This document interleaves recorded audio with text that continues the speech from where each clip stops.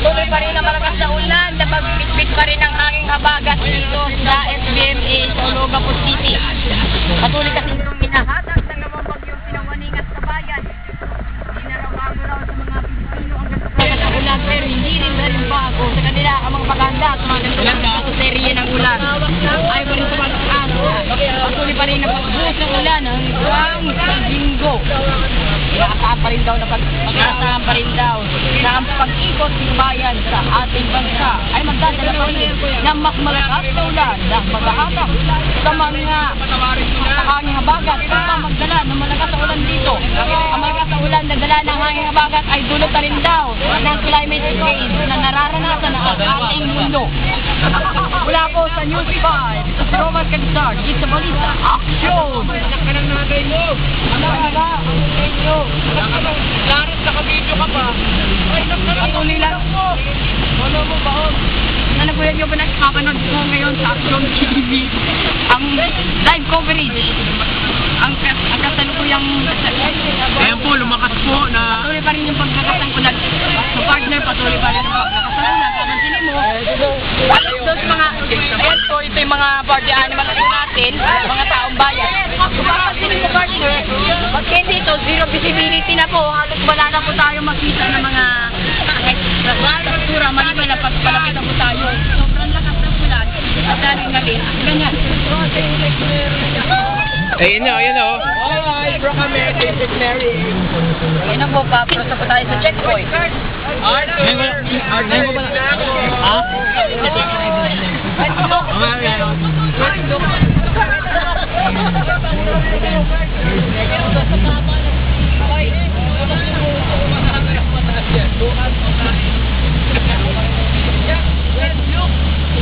Ayan, patuloy lang po ay mga pagsusunod dito. Dati na. Ikaw na ang mawak. Di ba marapati, mapapansin nyo na halos ilaw na lang. Ayan po, lumakas po ang ulan. O nga, tama nga partner, patuloy pa nyo paglakas ng ulan dito sa SBMA. Ngayon, magtataka ngayon po mga estudyante dito sa likod natin, yung taong bayan, yung mga party animal, bakit nga daw hindi daw pinupusin yung klase? Oo nga. Wala na klase ngayong araw na to. Kaya, alam mo partner, dahil sa walang tigil na serye ng mga pagulan, muling nabuhay yung plano na inipat yung simula ng mga pasukan sa Setyembre. Muling siya nabuhay. Sa ganun nga, pinag-iisipan na naman, pinagtatalunan na naman sa Senado sa Kongreso. Pati rin yung DepEd, hukas kamay doon sa issue. Kung ano nga ba talaga yung balak. Ito na ang Jollibee. Dapat sana mabuksan ngayong araw na ito. Dapat kaninang alas 6 ng umaga yung opening niyan. Kaso nga lang, na-postpone ng August 6. Dahil nga, Sa Bagyo, Waning at Kabayan. Kabayan, Noli de Castro. para sa News 5. Ang dating vice-presidente ng Pilipinas. Ang isa sa mga pinaka-premiadong mamamahayag ng ating bansa. Ayun, kapatidan natin, si Kabayan Noli de Castro. Tutukan ng kanyang mga aksyon pagpabalita araw-araw sa aksyon.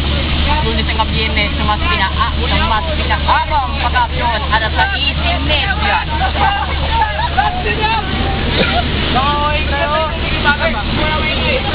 Alas sa isip media na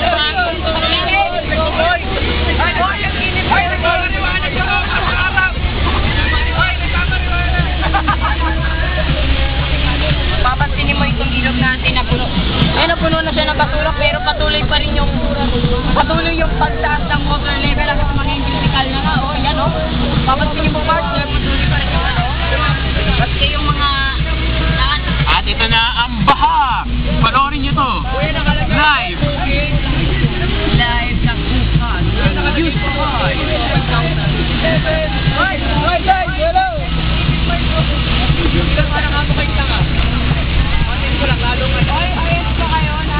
Okay, mga hindi na muna nagbabayad dyan. Magbayad mo na.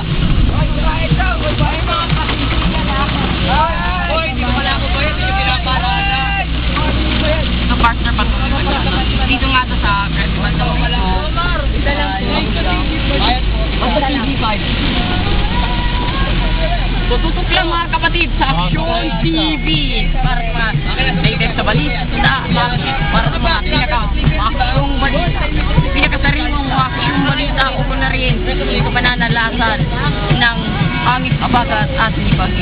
kabayan dito sa Pilipinas. Salamat po. Yan, humina po ang ulan. Bagyang humina. O tama nga partner, bagyang ang humina yung ulan. At papalapit na tayo sa ating bababaan sa mga partner. At yun lamang po ang live coverage. At yan- Babalikan po natin sa Lunes. Magbabalik po ang aksyon breaking makalipas ang isang